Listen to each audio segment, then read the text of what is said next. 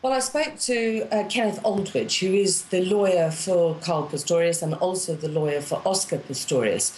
And he confirmed that Carl Pistorius was facing charges of culpable homicide in South Africa. Those are probably equivalent to manslaughter charges in the UK. This relates to an incident back in 2010 when a female motorcyclist was killed. Now, I understand that Carl Pistorius's case, first, he was actually at and before the magistrates' court just 2 days before his brother's bail application process began. So a fairly busy time for the Pistorius family and the Pistorius family lawyers.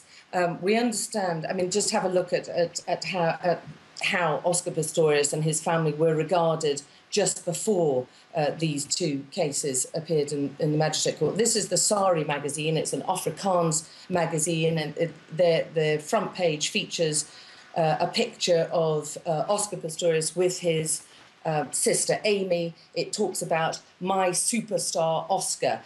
This was a family that was considered royalty as far as South Africans were concerned. This is very interesting. It's a Heat magazine, and on the front, it features an interview with Riva Steenkamp.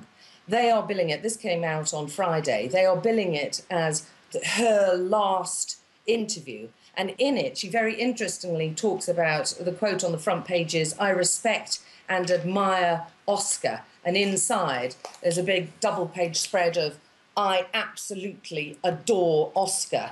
And it goes on to talk about their fairly idyllic relationship. Her last interview with Heat 1 week before her death, quote from her, "I don't want anything coming in the way of his career."